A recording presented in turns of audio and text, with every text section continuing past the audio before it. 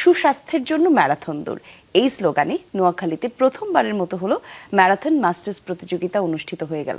আর এই ম্যারাথন প্রতিযোগিতায় বিভিন্ন বয়সের 2 শতাধিক নারী এবং পুরুষ অংশগ্রহণ করেছেন। আর এই বিষয়ে আরো বিস্তারিত জানাচ্ছেন সহকর্মী মোতাসিম বিল্লাহ সবুজ।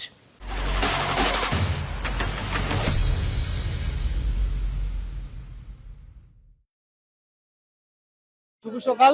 আমি এখন আছি নোয়াখালীতে একটি ম্যারাথন মাস্টার্স অনুষ্ঠানে। আর এই ম্যারাথন দৌড়টি এই প্রথম নোয়াখালীতে অনুষ্ঠিত হচ্ছে এবং এটি নোয়াখালী সোনাপুর 0 পয়েন্ট থেকে শুরু করে এটি শেষ হবে শহীদবুলি স্টেডিয়াম। দীর্ঘ 7 কিলোমিটার এখানকার যারা ম্যারাথন অংশগ্রহণ করছেন তারা দৌড়াবেন। তো আমি যেটি দেখেছি যে এখানে আসলে অংশগ্রহণ বিভিন্ন শ্রেণী পেশার মানুষ আসলে অংশগ্রহণ করছে ম্যারাথন দৌড়ে। এখানে দেখেছি যে পুরুষের পাশাপাশি নারীর দৌড়বিদরা রয়েছেন এবং তরুণ রয়েছেন, তেমনি বয়স্করা রয়েছেন। 1 ঘন্টার মধ্যে দৌড়ে তারা এখানে এসে পৌঁছেছেন এবং এখানে যিনি প্রথম হয়েছেন আরিফ, তার কাছে জানতে চাইবো যে কেমন লেগেছে আজকের এই ম্যারাথন। আসসালামু আলাইকুম। আজকের এই ম্যারাথনটা অনেক ভালো লেগেছে।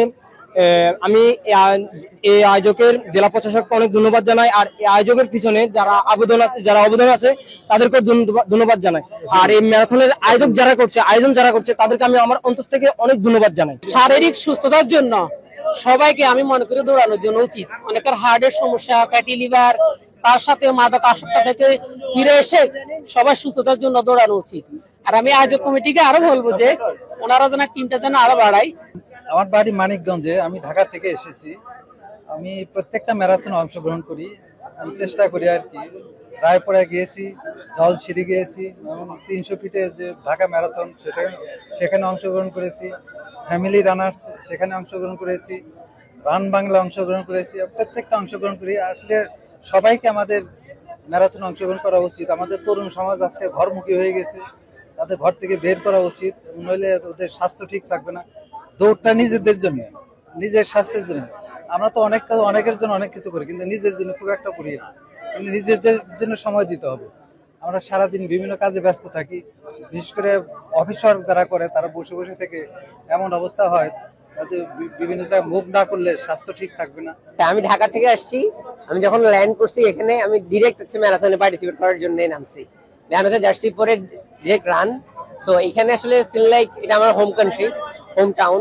সো আমি হচ্ছে যে ট্রুলি অ্যাপ্রিসিয়েট করি এই এনভায়রনমেন্টকে। Thank you for the opportunity.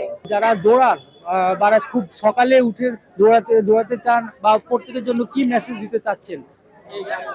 আচ্ছা, ধন্যবাদ। আমাদের সমাজে যে আমরা যারা নোয়াখালীতে বাস করি, শহরে বাস করি, আসলে আমাদের এই সমাজে এই ম্যারাথনের যে দৌড়া যে বিষয়টা, এই ন্যারেটিভটা এখন তৈরি হয়নি। তা আমাদের এই উদ্যোগটার পিছনে, এই ইনিশিয়েটিভটার পিছনে একটা লক্ষ্য হচ্ছে যে যেন আমাদের যারা মানে খুব ব্যস্ততম সময় পার করে, ব্যস্ত সময় মানে খুবই অ্যালাইট লেভেলের পার্সন, তারা যেন তাদের এই স্বাস্থ্য সুরক্ষাটা যেন ম্যারাথন দৌড়ের মাধ্যমে যেন তারা স্বাস্থ্য সুরক্ষাটা ঠিক রাখতে পারে এবং এরকম একটা যেন ন্যারেটিভ তৈরি হয়, যেন এই ন্যারেটিভটার কারণে যেন এই জিনিসটা প্রতিনিয়ত হয়। এবং আমরা আশাবাদ ব্যক্ত করি যে আমরা ইনশাল্লাহ এরকম ম্যারাথন, এর চেয়ে আরো বড় ম্যারাথন ইনশাল্লাহ নোয়াখালীতে আমরা আরো আয়োজন করবো।